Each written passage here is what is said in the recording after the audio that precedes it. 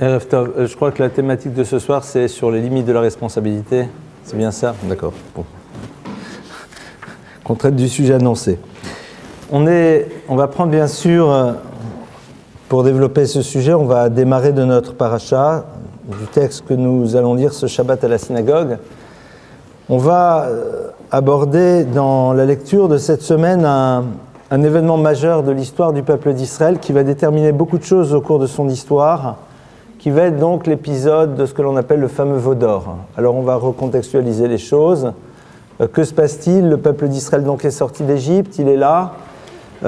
Et puis Moïse donc va devoir monter sur le Sinaï pour pouvoir recevoir les tables, les fameuses tables de la loi. Et alors il part là-bas pour une durée de 40 jours. Et puis au bout de 40 jours,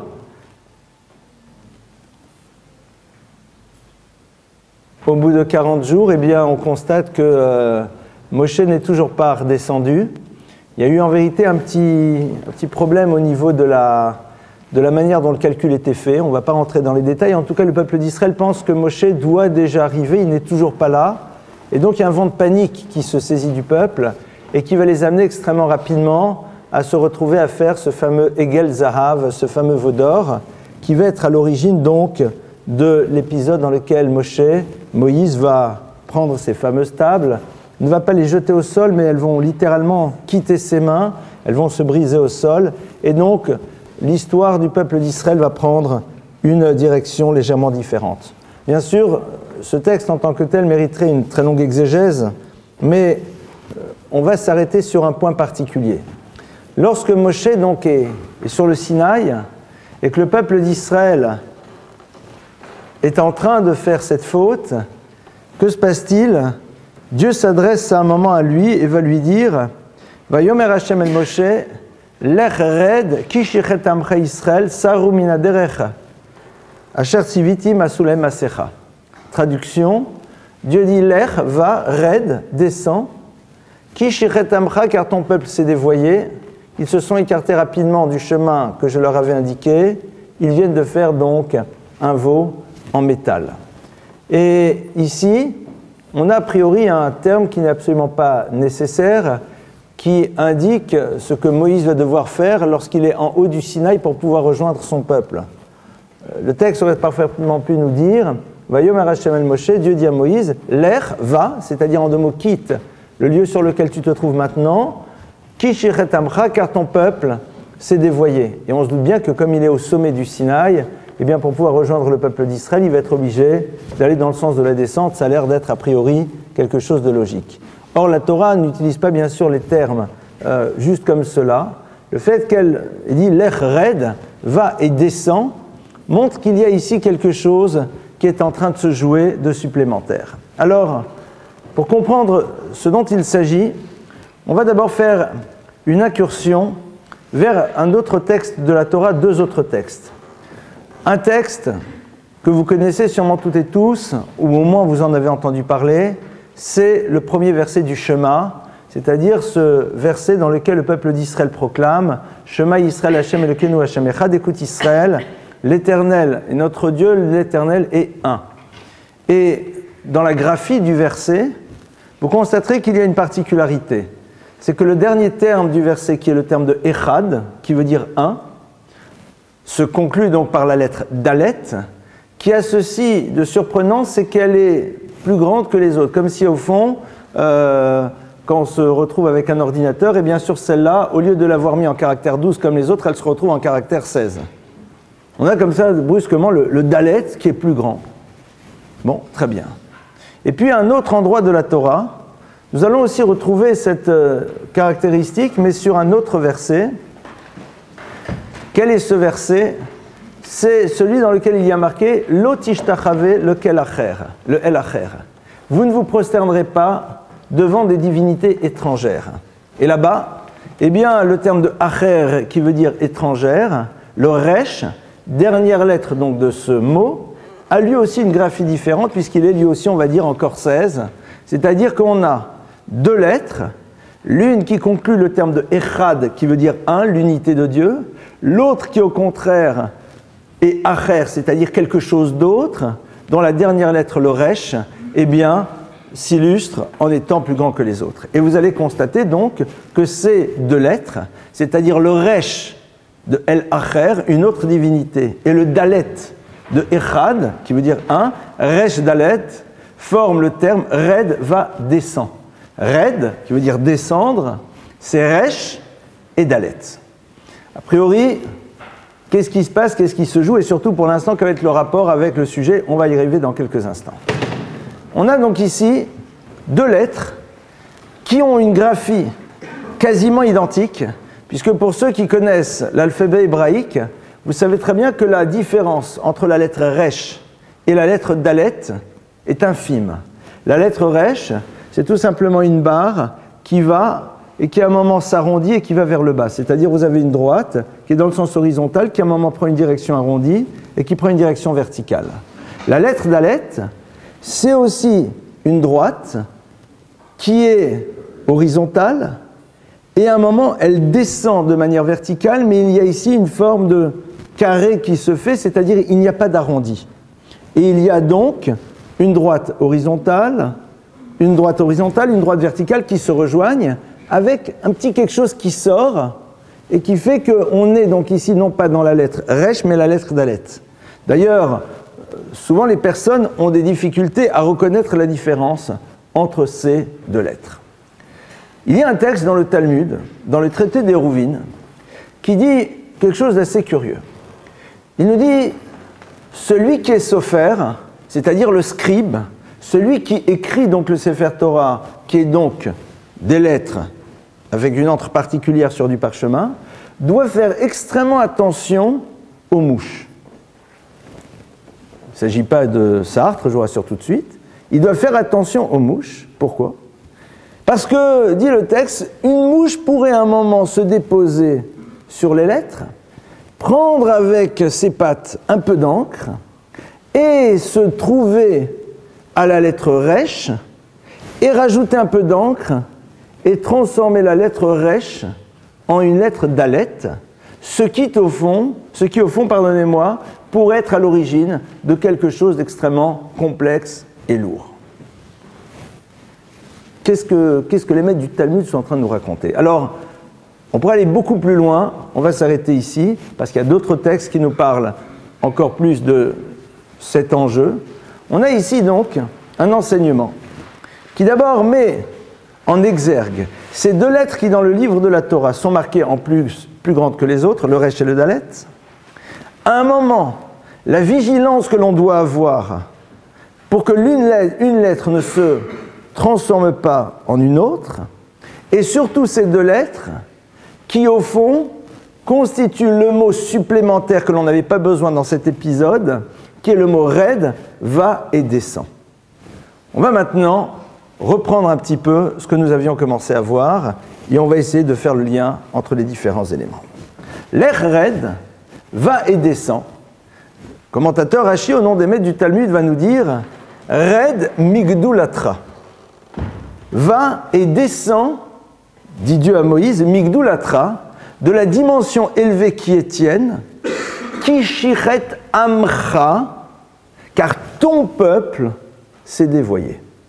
On a ici comme une forme de proposition que Dieu fait à Moïse. Il lui dit, ben voilà, c'est pas le mien, c'est le tien. Attendez, il y a un problème. Dieu a sorti le peuple d'Israël. Il dit, brusquement, c'est un petit peu, c'est ton fils, hein. T'as vu ce qu'il a fait ton fils, t'as vu ce qu'il a fait ta fille. Que se passe-t-il ici? Ki shiret amcha, car ton peuple s'est dévoyé, et d'un seul coup, on a ici, Saru Maher, ils se sont écartés. On a ton peuple, on est ici dans un singulier, et puis brusquement, on parle de quelque chose qui est pluriel, Saru Minaderer, ils se sont écartés rapidement du chemin, ils ont fait, c'est-à-dire ils redeviennent pluriels. À un moment, il devient son peuple, et puis après, il redevient un peuple pluriel. Ici, nous avons donc la racine de la réflexion qui va être la nôtre. Red Migdulatra va et descend de la grandeur qui est tienne. Si on reprend un petit peu l'histoire de Moshe, de Moïse, Moshe, depuis le début, a une démarche, on va presque dire sacrificielle, vis-à-vis du peuple d'Israël. Il va en effet prendre tous les risques. Bien sûr, il y a derrière la parole divine, mais il va faire totalement abstraction de sa personne pour pouvoir amener le peuple d'Israël jusqu'à l'étape de la sortie d'Égypte.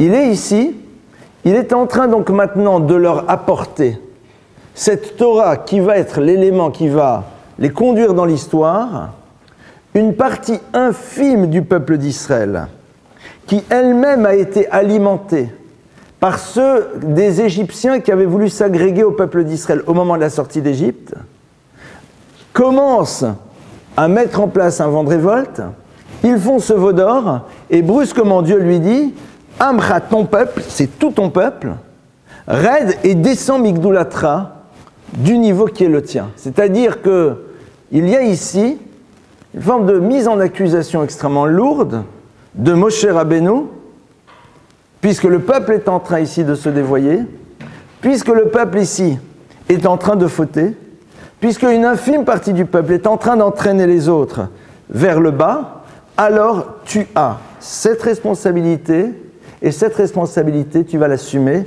Non seulement tu l'assumes, mais elle implique à un moment de quitter l'univers qui est le tien pour pouvoir aller le rejoindre. Mais qu'est-ce qu'il a fait, Moshe? Qu'est-ce qu'il a fait? Et qu'est-ce qui se passe ici? Moshe Rabbeinu, en vérité, au moment où le peuple d'Israël sort d'Égypte, voit qu'il y a une partie des Égyptiens qui veulent s'agréger au peuple d'Israël, et il laisse faire. On est ici dans un exemple typique de ceux qui veulent aller avec l'équipe qui gagne. Et Moshe Rabbeinu, dans un élan de bonté, de gentillesse, d'humanité, va leur dire, vous voulez faire partie maintenant du peuple d'Israël, vous pouvez en faire partie. Vous le désirez, la porte est ouverte. Il ne demande pas du tout ici un quelconque avis au Créateur. Il prend de lui-même cette initiative d'ouvrir les portes face à ceux qui demandent à pousser la porte. Et à ce moment-là, que se passe-t-il? On rentre au fond dans la problématique de quelque chose d'extrêmement fin. La nuance qui existe entre le Dalet et le Resh. Entre le désir de pouvoir se retrouver près du peuple qui dit Dieu est un, mais attention, est-ce que véritablement on ne risque pas un moment de glisser et de transformer le mot Echad, qui veut dire un, en le mot Acher, qui veut dire un autre. Echad, Aleph, Chet, Dalet, Acher, Aleph, Chet, les deux premières lettres, juste la troisième qui est légèrement différente, c'est-à-dire minime, c'est justement ces pattes de mouche, c'est-à-dire cette chose qui est là, qui est un peu gênante, mais qui au fond ne semble pas être dangereuse, mais qui brusquement, parce qu'on ne voit pas en quoi elle pouvait poser problème, risque de se mettre ses pattes dans l'encre et va transformer. Alors, qu'est-ce que le texte est en train de nous dire? Le texte ici est en train de nous montrer qu'au fond, la responsabilité que Moshe a, c'est d'avoir su un moment se mettre trop à l'écoute de l'univers de ses sentiments et ne pas avoir voulu analyser une situation dans une forme de froide logique qui lui aurait permis de comprendre qu'ici, il y avait un enjeu qui était que ceux qui voulaient s'agréger au peuple d'Israël, à ce moment extraordinaire de l'histoire, il n'y avait aucune certitude que c'était quelque chose qu'ils avaient digéré, mais bien plus un désir au fond de rentrer dans une histoire qui leur semblait fabuleuse. Le film est quand même beau, mais est-ce que véritablement, ils étaient prêts à assumer aussi par la suite la difficulté de cette histoire? Et c'est là où Dieu lui dit « Lech red migdoulatra ». À un moment, il va falloir que tu descendes de ton niveau, c'est-à-dire que de là où tu étais, tu aurais dû percevoir qu'il fallait à un moment faire abstraction de ce sentiment que tu avais pour pouvoir être à l'écoute de la parole divine, qui t'aurait dit il n'est pas nécessaire de les accepter, sans aucune forme de logique, sans aucune dimension intelligible, mais parce qu'il y a quelque chose ici qui se joue, qui est dans l'univers de la finesse, et si tu n'arrives pas à le percevoir, alors sois prêt à être à l'écoute d'une parole qui te dépasse, mais qui est vraie. J'ai envie de commencer notre réflexion justement sur les limites de la responsabilité à travers ce texte. Pourquoi ? Lorsque l'on est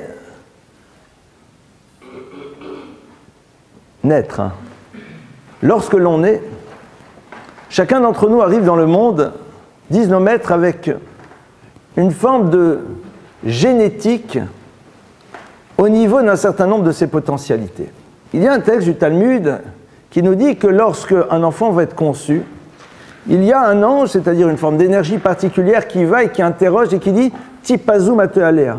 Cette petite goutte infime, que va-t-il se passer sur elle? Au passage, le maître du Talmud savait bien sûr il y a 2000 ans que l'enfant était conçu à travers la partie la plus infime du sperme et non pas, comme d'autres le pensaient, c'était un bébé miniature, etc. etc. Donc il savait que cette dimension infime-là qui est là, matealea, que se passera-t-il? Gibor ou Khalash, sera-t-il fort, sera-t-il faible? Bénéficiera-t-il d'une grande intelligence ou d'une moins grande intelligence? La seule chose qu'ils ne disent pas, Tzadik ou Racha, sera-t-il quelqu'un qui saura utiliser les éléments qui sont mis à sa disposition dans un univers de justice et de justesse ou pas? Car là se trouve la liberté.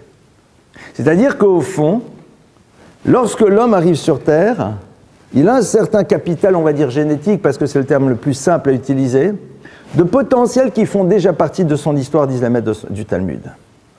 Et il ne peut pas être tenu responsable de ne pas posséder des éléments qui lui permettraient de devenir le rêve de ceux qui l'ont mis au monde. C'est-à-dire que la Torah nous dit que l'homme n'a pas à se sentir responsable de ne pas pouvoir atteindre ce qu'il ne peut être, de par le fait que dans sa génétique, il ne possède pas ces éléments, ce n'est pas possible.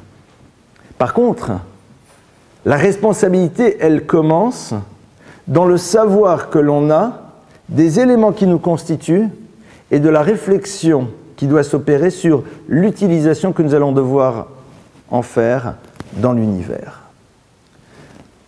Ces choses, au fond, elles sont posées à chacun d'entre nous. La limite numéro 1 de la responsabilité, c'est le fait qu'on ne peut se sentir coupable de ne pas pouvoir incarner les espoirs de ceux qui nous ont mis au monde, parce que tout simplement, nous n'avons pas les potentiels nécessaires pour pouvoir incarner ces espoirs. Tipazu matealea. C'est-à-dire, c'est comme ça. Et là-dessus, en effet, on nous dit, sois dans un travail d'acceptation tout simplement.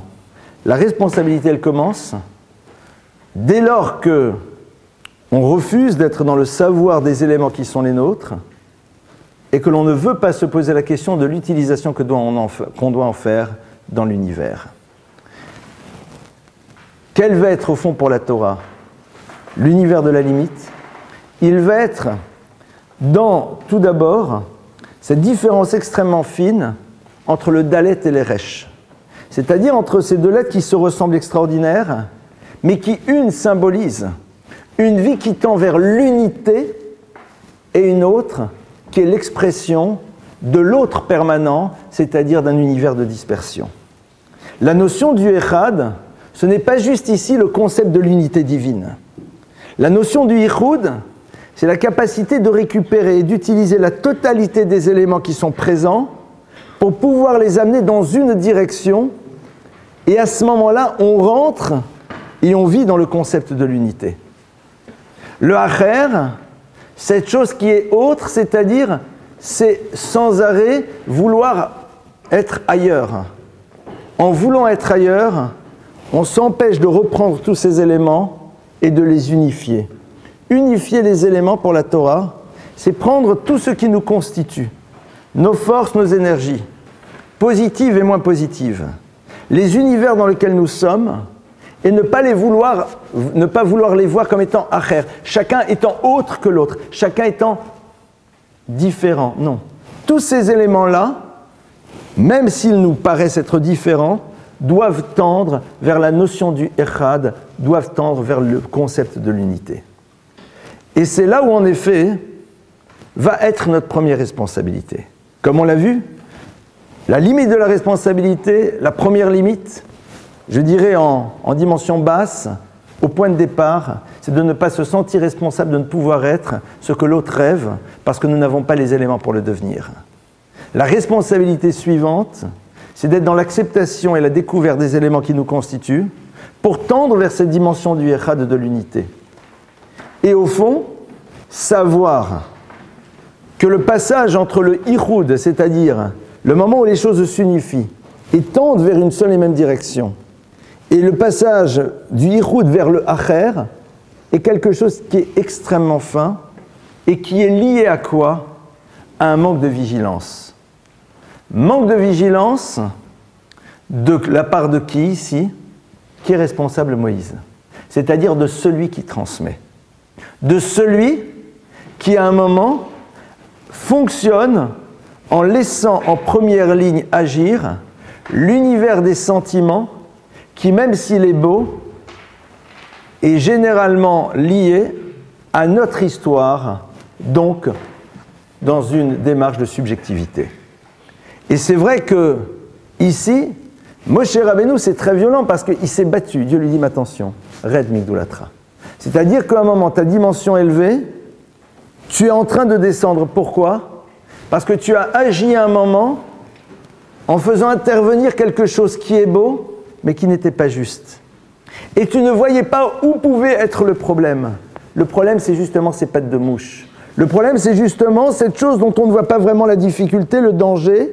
Sa volette, c'est un peu gênant, mais sans plus, mais qui brusquement va changer l'univers du Ichud et du Echad et du Acher. Et où est-ce qu'on le voit? Immédiatement au Vaudor.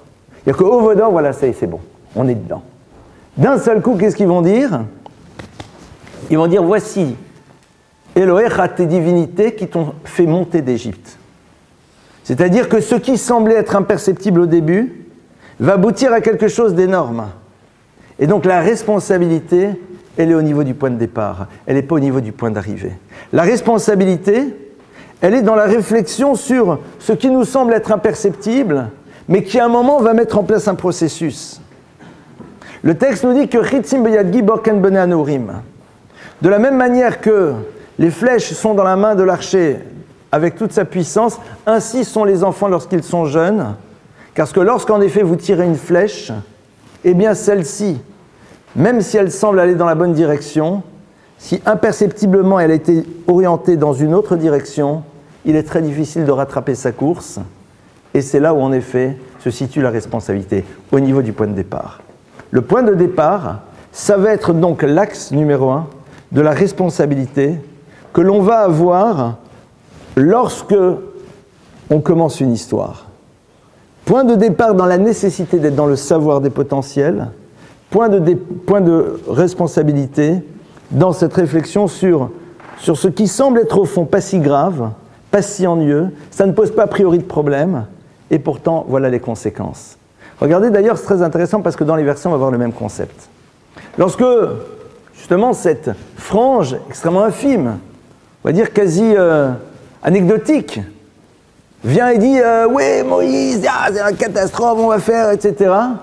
Il y a un verset qui est très curieux, qui nous dit Vayavoam, le peuple est arrivé, l'Echol ve château. Ils sont d'abord venus, ils ont dit Vayalou olot. Ils amènent d'abord des holocaustes. Vaïsberu shlamim, ils amènent après d'autres types d'offrandes qui s'appellent shlamim, on va expliquer de quoi il s'agit.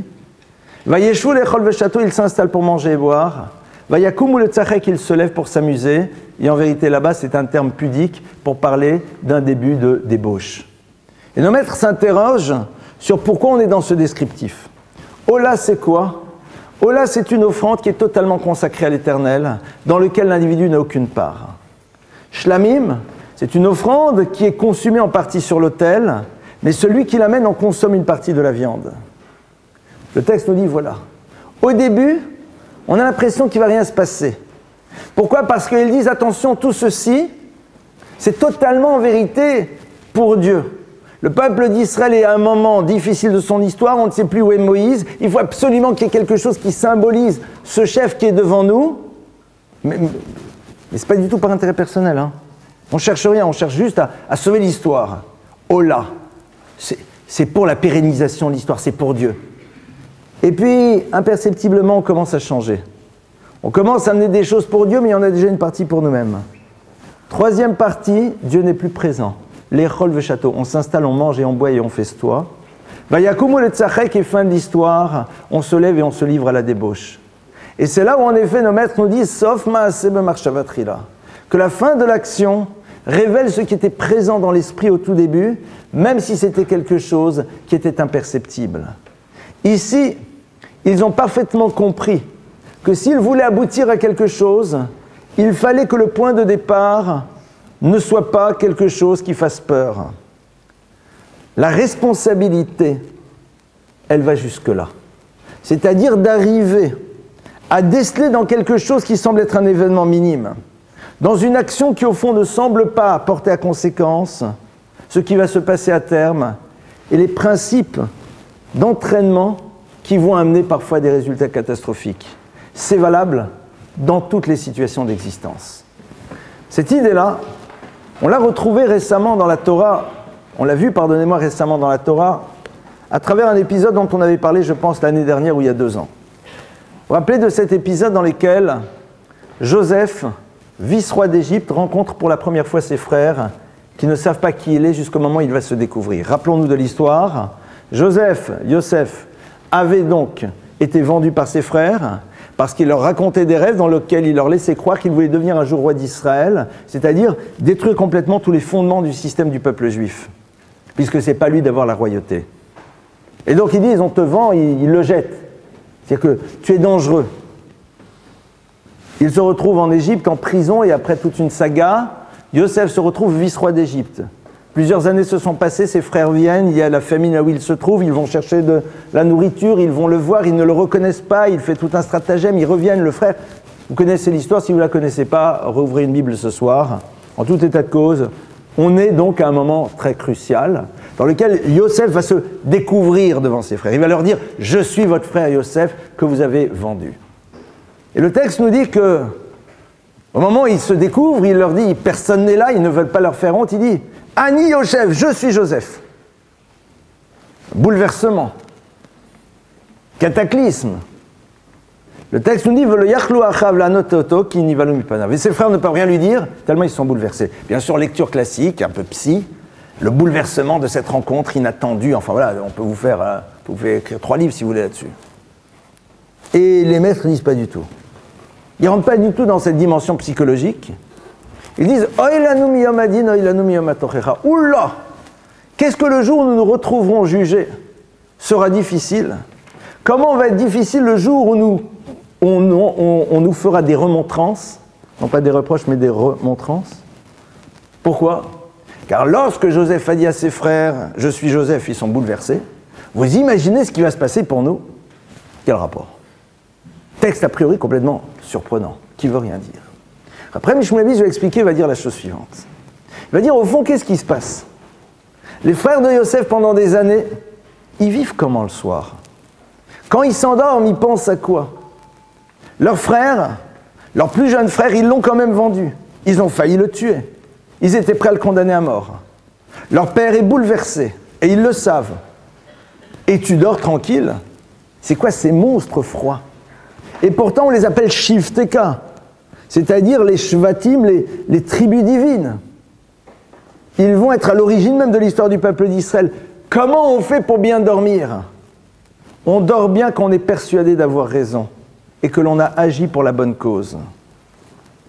Et eux savent très bien que malgré la difficulté, ils se disent, mais Yosef, en nous racontant tous ces rêves dans lesquels il nous dit, vous vous prosterniez, vous prosterniez, vous prosterniez, vous prosterniez, il était en train de faire imploser le futur du peuple juif. Parce que la royauté ne peut lui échoir, c'est pas possible. Donc il ne peut plus être là. Ils dorment tranquilles. Et puis Yosef leur dit à Yosef, je suis Yosef. Et ils viennent de réaliser que les rêves se réalisent, qu'ils se sont prosternés plusieurs fois devant lui. Non pas en tant que roi d'Israël, mais en tant que vice-roi d'Égypte. Et c'est à ce moment-là où ils s'écroulent. Parce qu'ils réalisent que toute la démarche qu'ils ont eue pendant des années, le point de départ était une analyse inexacte d'une situation. Que rien ne leur prouvait que dans ces rêves, Yosef leur disait « Je serai un jour roi d'Israël ». La preuve, c'est que vous avez bien pu vous prosterner devant moi autrement. Donc ça aurait pu être dans un autre cadre. Pourquoi avez-vous décidé que ceci voulait dire cela? Et sur la base de ça, construire une histoire. Et sur la base de cela, dormir bien le soir. Et ne se sentir d'aucune manière responsable du cataclysme qui existe chez leur père, parce qu'au fond, ils pensent qu'ils ont eu raison de le faire. On est ici dans un autre point qui nous pose ce que veut dire la responsabilité. Les limites de la responsabilité, la limite d'obligation au niveau de la responsabilité, c'est de penser l'histoire, pour ne pas penser l'histoire PAN.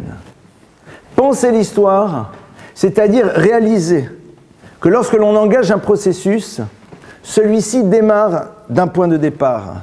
Ce point de départ, c'est une situation de vie, c'est une rencontre, c'est une analyse d'une situation. Et par la suite, tout un système que l'on met en place, mais qui se base essentiellement sur ce tout petit point, mais dans lequel, entre le Echad et le Acher, la différence est minime. Mais comme dit la Gemara, cette petite zvouv, c'est-à-dire cette petite mouche qui semble être imperceptible, on n'a pas voulu y faire attention. Et on a décidé de laisser faire. On a décidé de ne pas s'arrêter, de se dire « Attention, il y a peut-être ici potentiellement danger ». C'est quoi ce zvouv? C'est aussi cet élément qui à un moment nous alerte et nous pousse à nous dire « Mais qui me dit que l'analyse de départ est la bonne? Qui me dit que ce que j'ai vu c'est authentiquement vrai? Qui me dit que je n'ai pas vu une fraction juste d'histoire? Qui me dit que je n'analyse pas à travers le prisme d'une subjectivité qui elle-même prend sa racine dans mon propre histoire? Qui me dit? Le fait d'être capable de se dire « qui me dit », c'est l'élément qui va nous permettre par la suite d'avoir ce que l'on appelle une notion qui est fondamentale dans la Torah, qui s'appelle Siyata Dishmaya, c'est-à-dire une aide divine. C'est la raison pour laquelle, chaque fois que l'on demande des choses dans notre prière, on demande que ces choses-là soit le tova, soit pour le bien. On demande à Dieu de nous donner le tova pour le bien. Parce que l'analyse que l'on a des choses, elle est nécessairement limitée. Et je te fais confiance pour savoir si en effet, objectivement parlant, ma demande, ma démarche, ce que je crois être un mouvement ou une parole, c'est véritablement quelque chose qui est pour le tov, c'est-à-dire quelque chose qui est pour le bien dans la dimension de l'absolu. Et notre responsabilité, elle est là. Donc vous voyez que les limites de la responsabilité, elles sont dures. C'est celle d'une exigence de réflexion avant un quelconque mouvement qui va, comme tout mouvement, comme tout système, mettre en place par la suite un processus. Qui va par la suite, en effet, faire en telle sorte que les choses vont s'engager. On raconte l'histoire de cet homme qui a vu un jour quelqu'un qui était tombé dans un trou, il se précipite, et il est là. Et il l'aide, et il le sort, et il le pense, et il lui donne une boisson réconfortante. Adorable, le secouriste number one. Les gens sont étonnés de voir une telle sollicitude, une telle gentillesse, telle bien. Enfin, c'est trop chou, quoi. Vous avez vu comment il s'en occupe? Puis à un moment, il se tourne vers quelqu'un et lui dit « À mi-voix, le trou, c'est moi qui l'avais fait. » Il se tourne vers lui et dit « Mais le trou, c'est moi qui l'ai fait. » C'est-à-dire que je faisais un trou. Et puis maintenant, je fais le constat, alors je fais de la réparation. Mais une vie, c'est pas sans arrêt des sessions de septembre. Une vie, c'est pas sans arrêt des sessions de rattrapage. La responsabilité, elle commence très très en amont. Et même au niveau de Moïse, et c'est ça qui est extraordinaire. Moshe Rabbeinu a agi, mais il a laissé un moment un peu trop intervenir l'univers des sentiments qui, comme nous l'avons vu, est quand même quelque chose qui est dans l'univers de la subjectivité. Or là, il fallait se tourner vers le créateur de l'univers et lui dire « On fait quoi ?» Ah mais attendez, ils sont une partie infime, ils sont volontaires, ils veulent, ils sont pour, ils veulent adhérer à l'histoire du peuple d'Israël, ils y vont. La Gemara nous dit que jusqu'à aujourd'hui, nous payons encore l'histoire du veau d'or. C'est-à-dire qu'il n'y a pas encore une génération qui a réussi à faire totalement disparaître ce drame. Pourquoi? Parce que le drame du veau d'or, c'est d'avoir été exposé à la révélation et mettre quelques instants après un coup de pied dedans. C'est-à-dire avoir été face à une forme de certitude absolue au moment de la révélation et brusquement après, se soumettre à la pression de ceux qui, jouant sur l'angoisse, vont amener à un moment le peuple d'Israël à fauter. Sauf une tribu qui est la tribu des Lévim. La tribu des Lévim, c'est qui? Eux ne tombent pas dans le piège. Pourquoi? Les Lévim sont ceux qui, à ce moment-là, incarnent dans l'histoire du peuple d'Israël l'univers de la Torah. C'est-à-dire, non pas l'univers de la Torah dans sa dimension religieuse, mais l'univers de la Torah, c'est-à-dire de cette confrontation sans arrêt, à un savoir qui nous oblige à nous reposer la question du sens et de l'exactitude des démarches qui sont les nôtres, et de voir s'il n'y a aucun moment l'univers de la Negiout, c'est-à-dire de l'intérêt personnel, même le plus fin qui soit, est présent à l'intérieur de celle-ci. Notre responsabilité, elle est d'être dans cette acceptation de voir que nous avons chacun d'entre nous cet élément qui fait partie de nous et être en vigilance. Kolan Gaïm Adam Rechutzmi, la Gemara, c'est un verset, pardonnez-moi, qui dit dans les prophètes. Le verset nous dit Shiftecha betor mirma. Tu es installé à l'intérieur de ton propre mensonge. Si le verset le dit sans s'adresser à l'un d'entre nous de manière particulière, et s'il le dit au singulier, c'est qu'en vérité, Shiftecha betor mirma, il s'adresse à chacun d'entre nous. Chacun d'entre nous doit savoir qu'à un moment on s'installe dans son mensonge. Et le mensonge, ce n'est pas le mensonge éhonté de celui qui travestit la vérité, mais de celui qui, à un moment, n'a pas envie de se confronter et de voir les choses dans une dimension exacte. Celui qui a peur à un moment du mouvement que cela risquerait de générer dans son existence. Et la responsabilité, elle est avant tout par rapport à nous. Parce que la responsabilité, pour la Torah, c'est avant tout celle que l'on a vis-à-vis du potentiel qu'on nous a donné, avant de réfléchir sur celle que nous avons vis-à-vis des autres. C'est très intéressant. Parce qu'on est dans des sociétés dans lesquelles on pose le problème de la responsabilité généralement par rapport au tiers. Mais le premier tiers vis-à-vis duquel je suis responsable, c'est moi-même. La Torah, en effet, légifère sur notre corps. La Torah me dit que celui-ci, j'ai l'obligation d'y faire attention. Ce n'est pas une liberté d'y faire attention. J'ai l'obligation. C'est une mitzvah de la Torah. Shmirat HaNefesh. Le texte nous dit qu'en effet, il y a une obligation de faire extrêmement attention à son corps. Pourquoi? Parce que tout simplement, s'il est là, c'est qu'il a une fonction à remplir. Au nom de quoi tu te permets, à un moment, de mettre de côté une énergie qui ne pourra pas te permettre de réaliser des choses parce qu'elle ne sera pas là. Au nom de quoi? C'est la même réflexion que l'on doit avoir lorsqu'on va s'observer dans la totalité des potentiels qui sont les nôtres, non pas juste dans l'utilisation que l'on va en avoir vis-à-vis du tiers, mais d'abord au niveau de notre construction personnelle. Et c'est vrai que c'est pas très agréable à entendre, parce que cela construit un système d'exigence. Cela construit un système dans lequel l'individu va devoir en permanence se poser la question, à chaque étape de sa vie, où est ma responsabilité par rapport au potentiel que je connais de moi-même, et qu'est-ce que l'on attend de moi dans l'utilisation de celui-ci? Bien sûr, c'est une incidence au niveau collectif, c'est évident. Et c'est pour ça que c'est très intéressant, parce que la Torah nous dit que chaque être humain est fait à l'image de Dieu. Et parce que chacun d'entre nous est fait à l'image de Dieu, même si à un moment on a envie de détruire sa dimension divine, chacun est responsable de la place qu'il doit occuper dans l'histoire. Et toute la problématique de ce que l'on appelle l'exil, c'est parce que l'on n'a pas voulu occuper en temps et en heure et de la meilleure manière la place qui nous était proposée dans notre histoire. Chacun d'entre nous a une place qui lui est proposée. Le juif, le non-juif, le blanc, le noir, qui vous voulez. Dans ton histoire, là où tu es une place et une responsabilité assumée. On peut à un moment se débarrasser de ce regard et ne voir dans la responsabilité qu'une forme d'obligation morale qui la plupart du temps est sous-tendue par le désir que l'on a que l'autre aussi à terme se sente responsable de moi. C'est-à-dire au fond, c'est un terme que l'on va évoquer pour qu'il fasse partie d'une société dans laquelle on risque d'en avoir besoin à un moment pour nous-mêmes. J'ai besoin qu'un jour tu te sentes responsable de moi, donc je valide ce terme. Mais est-ce que moi-même je me suis senti responsable de moi-même? Et c'est vrai que ça crée chez nous un regard plus difficile. Mais c'est ça que le texte nous dit. On va reprendre. Quand Akadosh Baruch Hu s'adresse à Moshe, il va lui dire, l'Echred va y descendre comme on a vu, donc vous avez vu un petit peu ce qui se joue. Ki shichet amcha, car ton peuple a fauté. C'est pas son peuple, c'est le peuple de Dieu.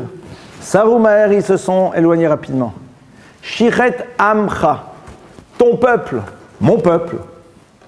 À partir du moment où tu t'es investi par rapport à eux, c'est ton peuple. C'est-à-dire, une fois qu'on a commencé une histoire, pardonnez-moi, s'il vous plaît, une fois qu'on a commencé une histoire, on ne se débine pas. On ne se débine pas. À partir du moment où Moshe Rabbeinu t'a commencé à t'impliquer par rapport au clan d'Israël, alors c'est Amcha, c'est ton peuple. Ne dis pas non, ça y est, c'est bon. Maintenant qu'ils ne sont pas exactement ce que l'on voudrait, alors c'est plus moi, c'est quelqu'un d'autre. Amcha, c'est ton peuple. Et tu vas maintenant jusqu'au bout et tu les assumes. C'est-à-dire que l'implication que l'on va avoir dans l'existence par rapport à un individu et par rapport à d'autres fait qu'à un moment on ne peut pas dire « Ah mais chacun sa vie, chacun son chemin ». L'onachon. Chacun a la liberté de faire sa vie, chacun a la liberté de faire son chemin, mais j'ai une responsabilité. Et ma responsabilité, elle commence dès lors que la relation elle a commencé.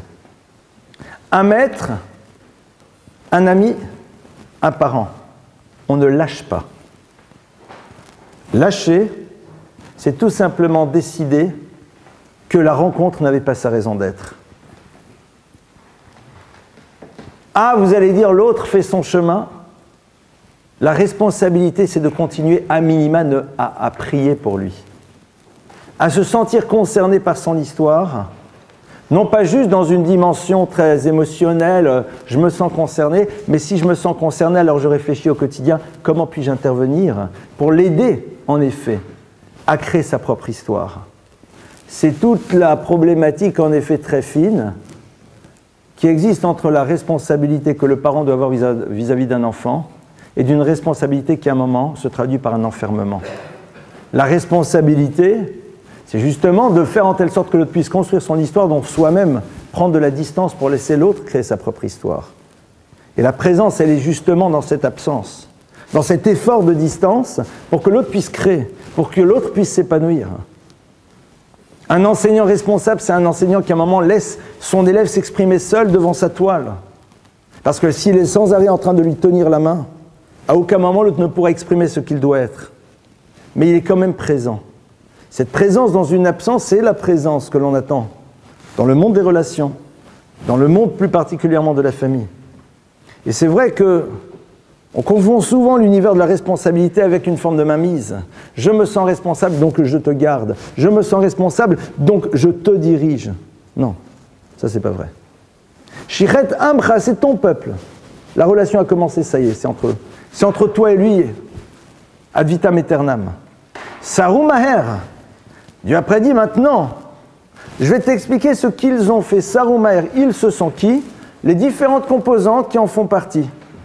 Mais pas la totalité. Ce n'est pas la totalité du peuple. C'est-à-dire qu'à un moment, Dieu dit, il y a ceux qui ont fait le choix à un moment de ne pas tomber dans le piège. Et ceux qui ont fait le choix de ne pas tomber dans le piège, je ne vais pas les inclure. Néanmoins, la Gemara nous dit la chose suivante. La Gemara nous dit que le principe même du peuple juif, c'est la notion de harvout, c'est-à-dire le principe de co-responsabilité. Vous savez, quand le vendredi soir, on fait kidouche chez vous à la maison, et que vous avez donc le père de famille, ça peut être la mère d'ailleurs, hein, ça peut être la maman, ça peut être le papa.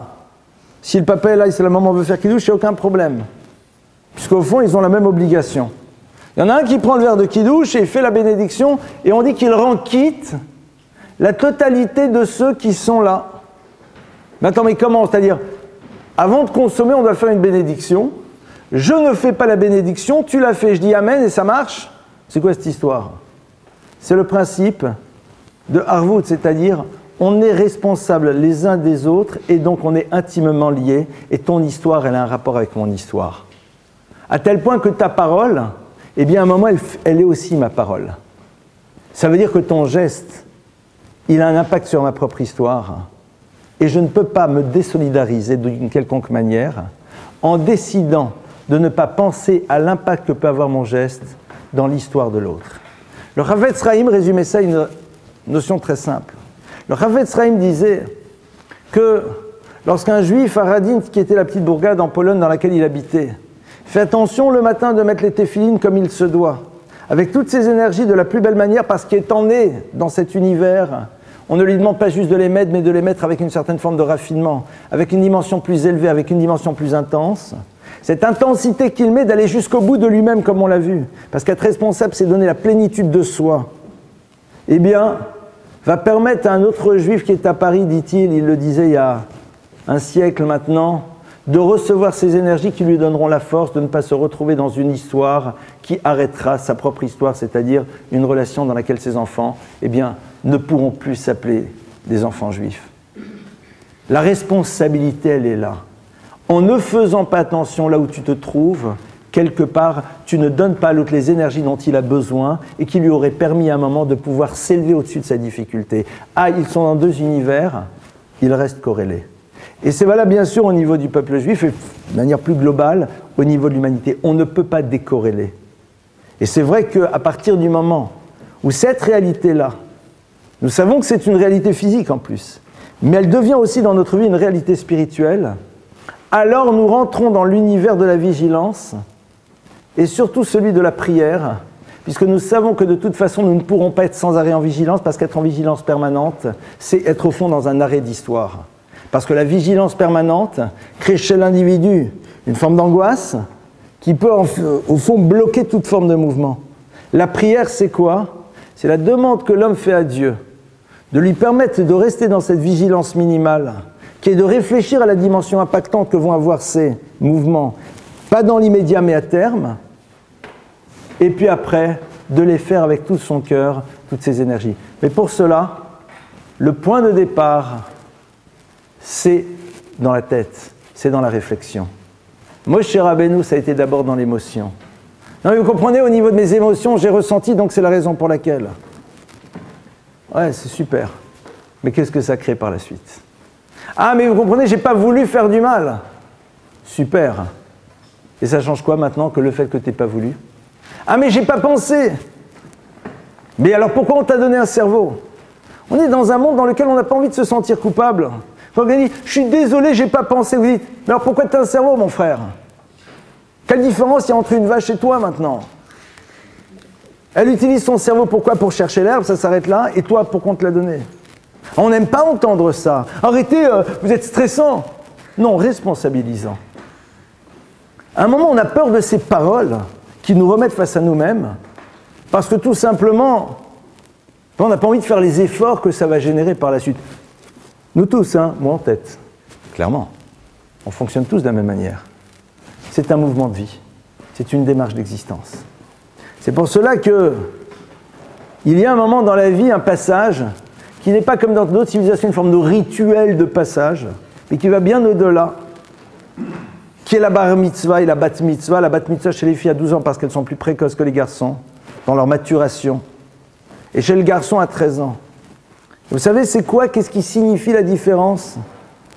Ce qui signifie la différence entre le bar mitzvah et la bat mitzvah, c'est le fait que, à un moment,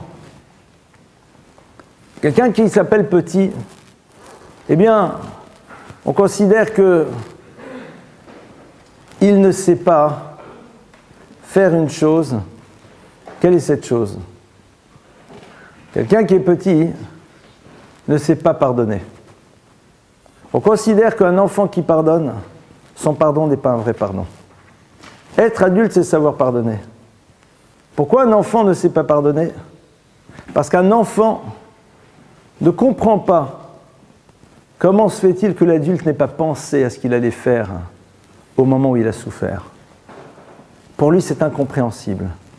Être adulte, c'est malheureusement découvrir qu'en effet, il y a un principe d'irresponsabilité, mais qui me concerne comme il te concerne, donc je peux pardonner parce que je suis concerné comme toi.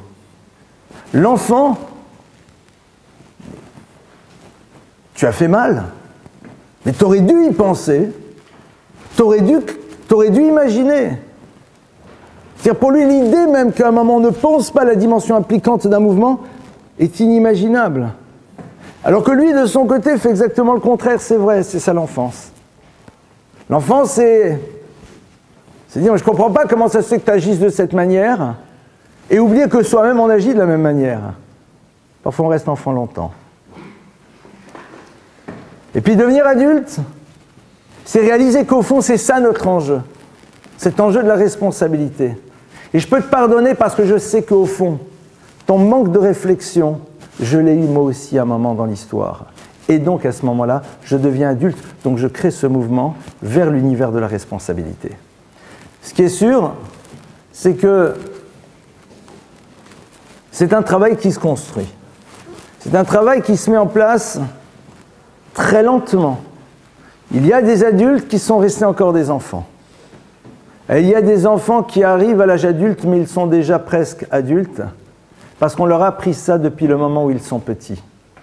Parce que tout simplement, ce n'est pas quelque chose qui nous vous tombe sur la tête, c'est quelque chose qui s'élabore, c'est quelque chose qui se construit, c'est quelque chose qui se réfléchit.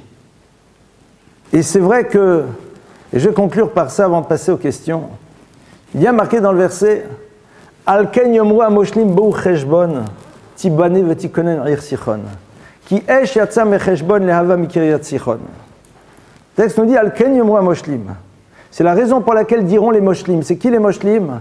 Moshel, c'est ceux qui décident de gouverner leur vie, de diriger leur existence. Bo'u cheshbon, allons à cheshbon. Dit la Gemara, ça veut dire quoi? Le Talmud nous dit Bo'u cheshbon, bo'u v'narshov cheshbono shel olam. Allons et construisons d'abord une démarche mathématique sur l'existence. Cheshbon, l'arshov, on pense. Mais ce qui est très intéressant, c'est que le terme de pensée marshava, c'est la même lettre que cheshbon qui veut dire un calcul, une démarche mathématique, c'est-à-dire quelque chose qui, avant tout, obéit à une réflexion logique.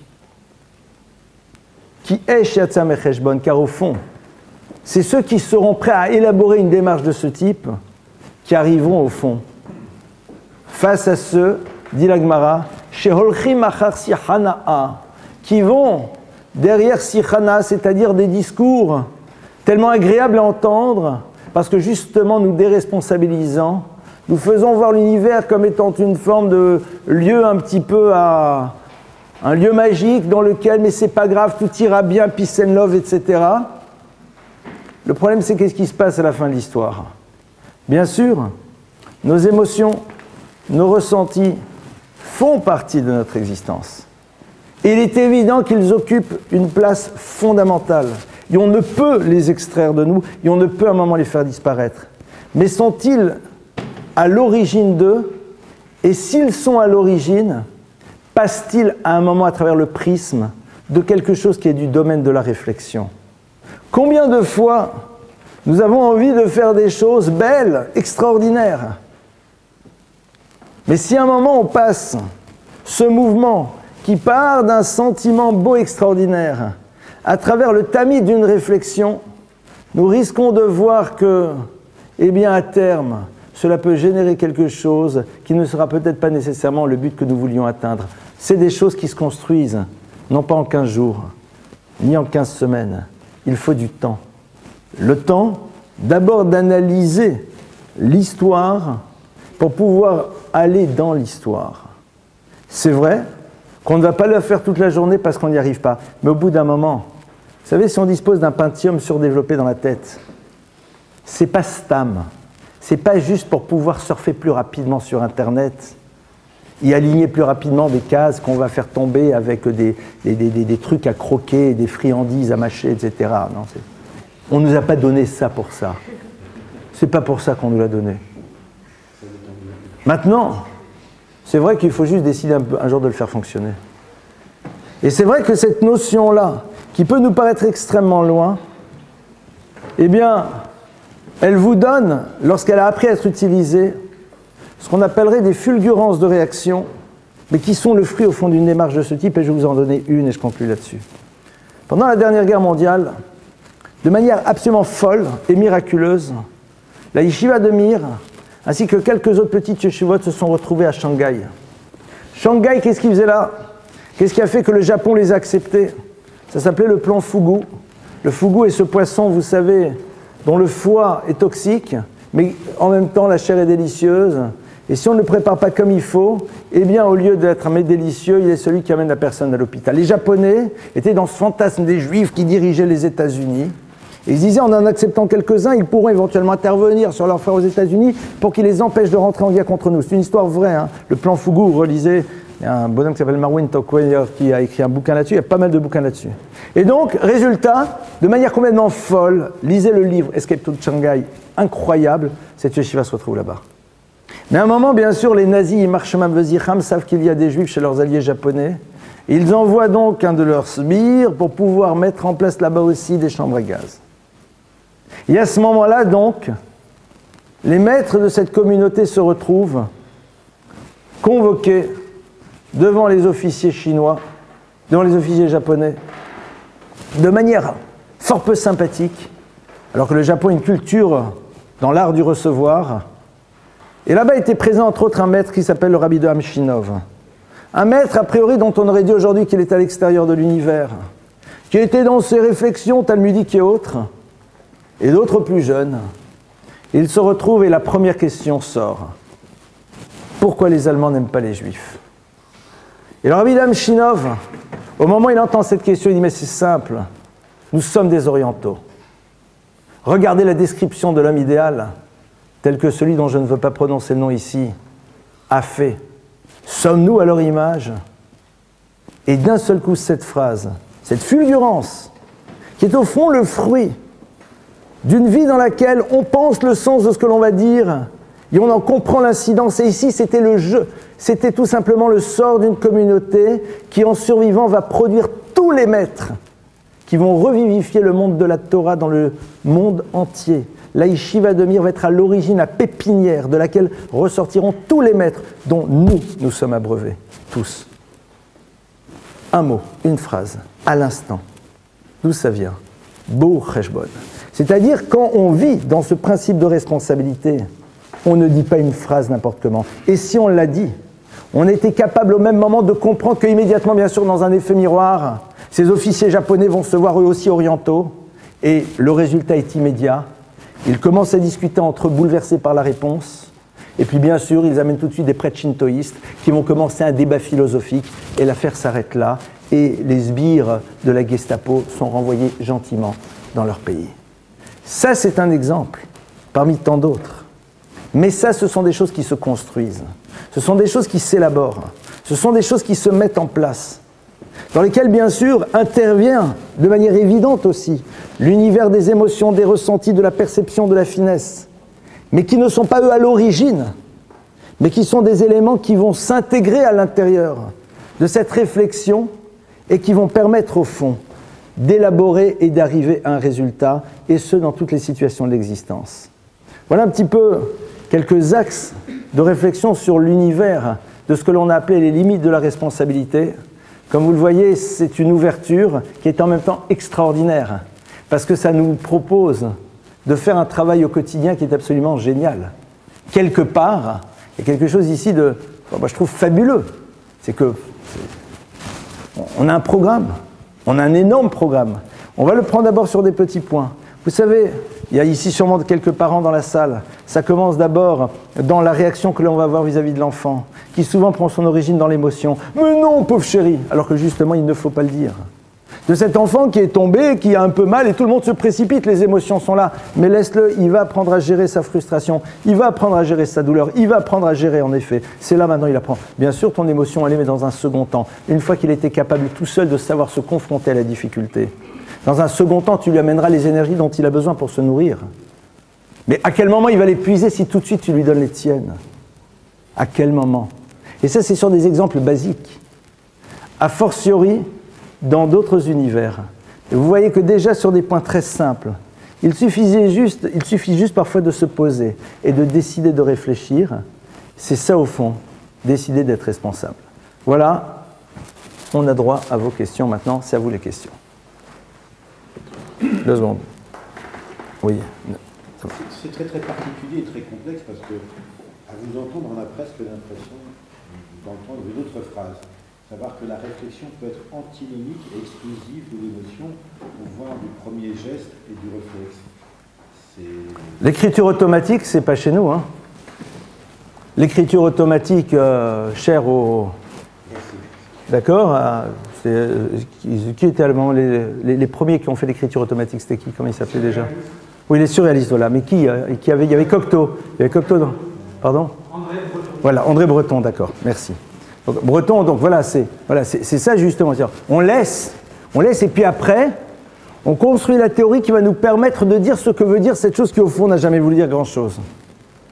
Et puis après, il faut un bon manager, un bon impresario, et ça passe. Ce qui ne veut pas dire pour autant que ces gens-là n'ont pas par ailleurs une génialité dans leur réflexion. Mais c'est là où, vous savez qu'un jour, je crois que il me semble que c'est Valéry, s'est retrouvé un jour à la Sorbonne en train d'écouter en auditeur libre et caché un commentaire qui était fait sur un de ses poèmes. S'il te plaît, tu restes assis. Non, tu restes assis. Et donc, qu'est-ce qui s'est passé? Valéry entend ça, et puis à la fin, il dit « Mais je n'ai jamais voulu dire le quart de ce qu'on a voulu me faire dire. » C'est quand vous vous rappelez, quand on était en première, là, les allitérations, les machins, etc. Parce que justement, il l'a senti comme ça. Ils ont dit « Non, c'est sûr que... » C'est vrai que l'émotion, elle est là. Vous savez, c'est comme on a un jour travaillé ensemble sur l'univers du beau, sur l'univers de l'art. Et on a vu que pour la Torah, le beau, suivant l'expression superbe de Rav Yeshurun, c'est ce qui donne au vrai une dimension plus ample, plus vaste. Mais il faut d'abord une base. Et après, en effet, il y a quelque chose d'autre qui vient et qui donne sa dimension réelle.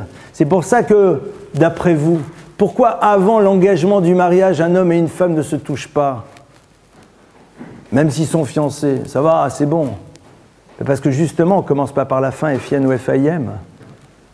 Parce que tout simplement, à un moment, si c'est l'univers des émotions qui est à l'origine, ou qui intervient beaucoup plus rapidement, alors on n'a aucune certitude que la réflexion ne sera pas biaisée par la présence de ces émotions. Et c'est ça le problème. Mais bien sûr qu'elles doivent être, elles sont fondamentales, mais à quel moment on les inscrit? À quel moment elles s'installent? Quand justement il y a eu acte de responsabilité, d'engagement, alors là les émotions elles sont présentes, alors là elles ont leur place. Et quand le Zohar dit qu'en effet quand on a voulu intervertir les choses, eh bien souvent c'est peut-être pas nécessairement l'expression d'une bénédiction pour la suite, même s'il n'y a pas de malédiction, rassurez-vous, qu'est-ce que ça veut dire? C'est-à-dire qu'à un moment, tu n'as pas la certitude qu'au fond, c'était cette dimension de toi qui agissait au moment où tu as pris une démarche de responsabilité. C'est pas... Alors, je ne suis pas là pour balancer des zones de culpabilité à tout le monde. Ce n'est pas l'objectif. Et juste pour moi essayer de comprendre, même si on s'inscrit toujours dans un autre système, au moins que ça ne nous paraisse pas un truc moyenâgeux d'un univers complètement coincé et angoissé. C'est quelque chose d'un peu de révolu pré-année 68. Non, non, non. Il y a quelque chose d'autre qui se joue. Après, chacun vit sa vie. Mais il faut comprendre que derrière ça, ce n'est pas des choses qui sont banales. Et ça, c'est ce que la Torah nous propose comme réflexion. Oui? Autre question? Question ou réflexion? Non, question. Question, d'accord. Est-ce que notre maître nous oblige à les influencer à devenir juifs pour que notre maître soit maître? On a accepté des maîtres nouveaux mensongers que nous on confirme que... C'est à chaque fois la même question. Alors, j'entends ce que tu dis. Ça y est, j'ai compris ta question. Maintenant, j'y réponds. Tu as posé ta question, je réponds. Donc ta question, je vais la traduire pour tout le monde.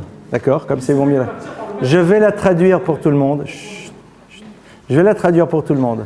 Tu poses ici le problème de la responsabilité que l'on a vis-à-vis des autres. D'accord?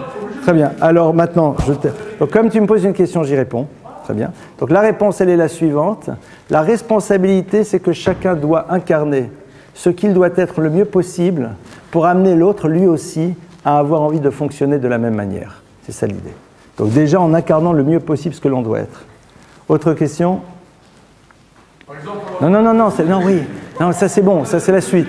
Ça c'est le commentaire. Autre question? Arrête. Chut, arrête. D'accord. Y a-t-il une autre question? Non, c'est pas grave, je le gère, c'est bon. Oui, il y a une autre question. Chut, il y a quelqu'un d'autre qui a une question. Un peu de respect. Ouais. Chut, d'accord, oui. C'est pas vraiment une question, mais c'est que je suis un peu dans le flou. Vous nous donnez souvent des exemples. Oui. Et moi, j'aimerais avoir un exemple par rapport au couple de la responsabilité. Ah, la responsabilité au niveau du couple. Justement, c'est pour ça qu'il y a tellement d'échecs. Alors, j'ai presque envie de dire que votre question, c'est la réponse. L'univers du couple, c'est un univers de responsabilité. De se sentir responsable. Alors là, attention, parce que l'utilisation du terme de se sentir responsable, elle peut être, c'est très dangereux. C'est-à-dire, savoir que nous avons la responsabilité d'être ce que la Torah attend que nous soyons dans le couple. Voilà. Notre responsabilité, c'est d'être avant tout à l'écoute de ce que la Torah nous demande d'être. C'est-à-dire avant tout un sujet qui se pose la question de savoir ce qu'il a apporté à l'autre et non pas ce que l'autre lui a donné. Voilà. Juste avec ça. Et après, comme dit le Talmud, le reste, va et apprends-le. C'est-à-dire que le reste, après, c'est le commentaire. Voilà. Je dirais que ne serait-ce que ça, c'est déjà un beau programme. Autre question? Oui.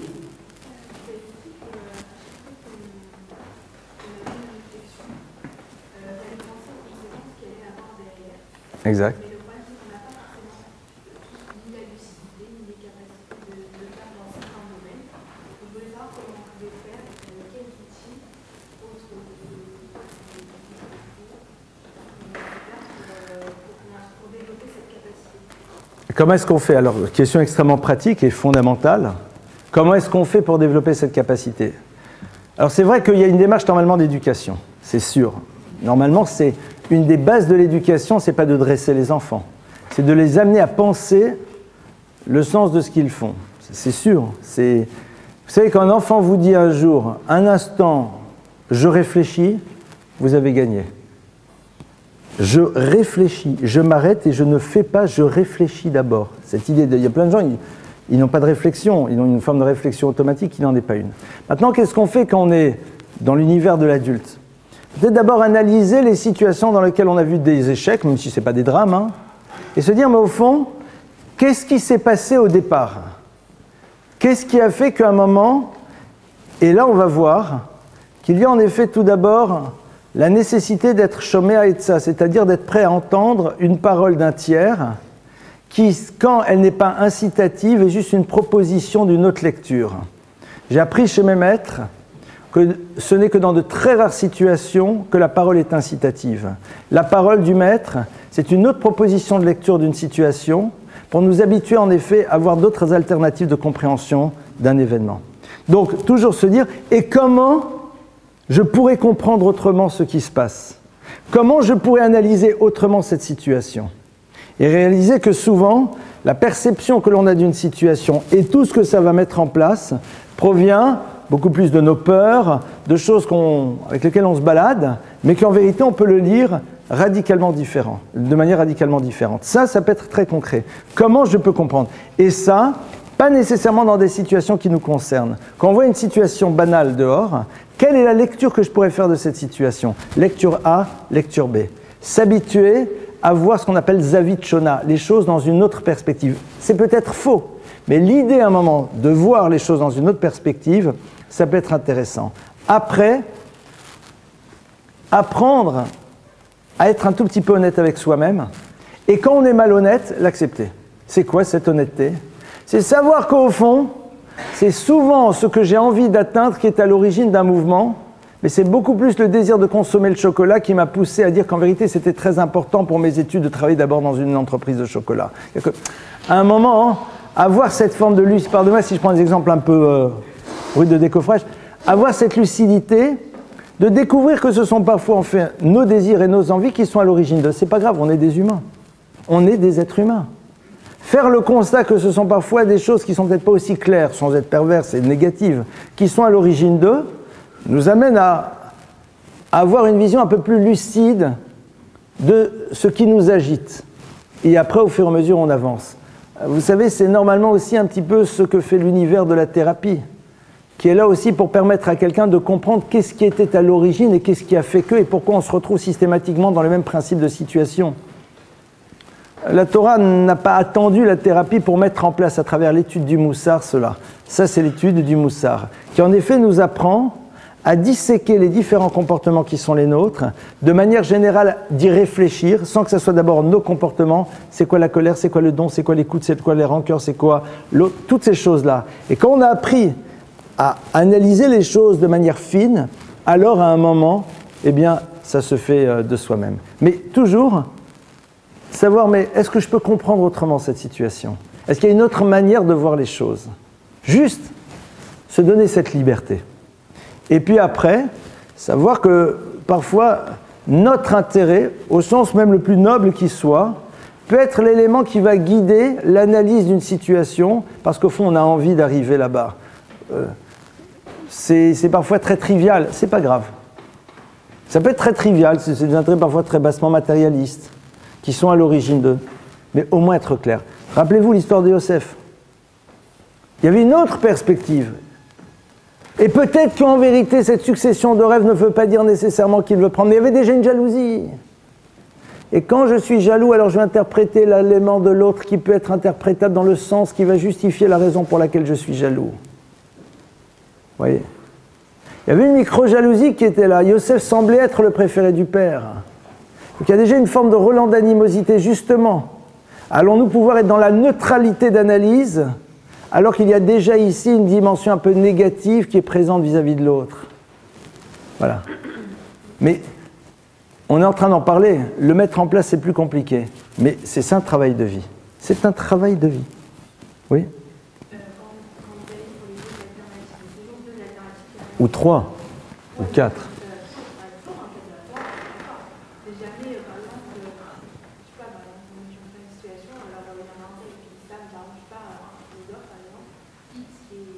Ah mais j'espère bien qu'il y a d'autres visions que la Torah des choses. Mais à un moment, je dois me poser la question de savoir mais pourquoi j'ai choisi la vision de la Torah. Il faut savoir, parce que quand il va dire et pourquoi tu as choisi cette vision, tu vas lui répondre quoi? Alors tu peux lui répondre et c'est une réponse vraie parce que j'y crois.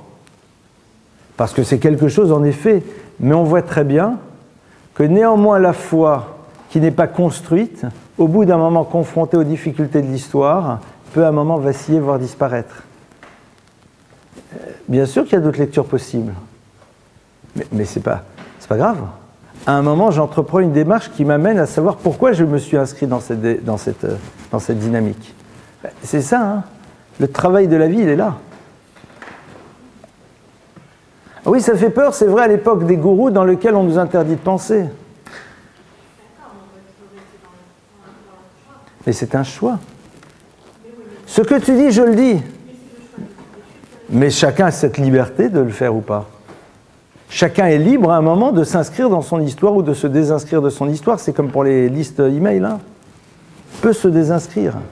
Maintenant, la seule différence, c'est que même si on se désinscrit, un juif reste juif. C'est-à-dire qu'il peut se convertir dans les eaux du Gange, là où vous voulez se faire baptiser dans toutes les piscines du monde, il reste juif. Donc c'est ça. C'est-à-dire que quelque part, ça veut dire quoi? C'est pas juste un problème de religieux, il fait toujours partie du club. C'est-à-dire qu'à un moment, cette dimension particulière qu'il habite, que l'on appelle Nitzot Selokamimal, cette étincelle particulière, même si elle est recouverte d'une gangue épaisse, est toujours présente, il suffit qu'un jour elle se fendille pour que brusquement elle ressorte. C'est ça qu'on est en train de dire. On ne peut pas à un moment faire disparaître ce qui n'est pas une identité acquise, mais une identité présente. C'est pas possible. Mais c'est vrai que la liberté du choix, elle reste. Maintenant, ce que tu dis, et je vais conclure là-dessus parce qu'il est un peu tard maintenant, ce que tu dis, c'est au fond ce que va dire, avec des mots différents, un maître qui s'appelle le Rav Yerucham de Mir, qui dit que de manière ultime, la démarche du juif l'amène à être libre, et sa liberté ultime, c'est de ne plus avoir le choix. C'est-à-dire d'avoir construit une certitude telle que même s'il a la possibilité technique d'aller à l'encontre de la volonté de Dieu, il ne peut plus imaginer faire autre chose que ce que Dieu attend de lui. Non pas par culpabilité, par peur et par angoisse, mais parce qu'il est arrivé à une forme de conclusion inéluctable. C'est ce qui donne la force d'aller jusqu'au bout de soi-même. Mais ça, c'est quelque chose qui se construit. Et ça, c'est quelque chose qui s'élabore toute l'existence. Le libre arbitre, dans sa dimension ultime, c'est de ne plus en avoir. Mais non pas ne plus en avoir parce qu'on m'empêche, non pas ne plus en avoir parce que j'ai peur, non pas ne plus en avoir parce que j'ai l'angoisse, mais arriver à une certitude telle de l'impossibilité de faire autre chose que ce que Dieu attend de moi dans l'univers. Et je vais vous donner un exemple très simple, parce que souvent on dit « Oh, ça veut dire quoi ?» Je n'ai pas, sur un certain nombre de points, encore de liberté. Il y a des points sur lesquels je ne suis plus libre. Tu sais c'est quoi? Je ne peux pas m'imaginer arracher le sac à main du vieil dame. Pourquoi? Ça veut dire quoi? C'est-à-dire que quelque part, cette chose qui est dans le monde du possible au niveau technique devient une impossibilité à un moment dans notre vie, parce que la stature morale qu'on essaye un tout petit peu d'avoir, la réflexion que l'on a sur les choses, font que même si on est dans le monde des possibles au niveau technique, certains gestes, certains actes, certaines paroles, certaines attitudes ne sont pas dans le domaine du possible. Tout le problème, vous savez, des violences dans les familles, des violences dans les couples. L'autre peut me dire ce que tu veux, l'idée même à un moment de lever la main n'est pas possible. Pourtant, il y en a tellement qui le font parce que justement, ce n'est pas encore dans l'univers de l'impossible. Je n'ai plus cette liberté, donc je suis libre. C'est un petit peu vers ça on aboutit. Tov, on arrête là.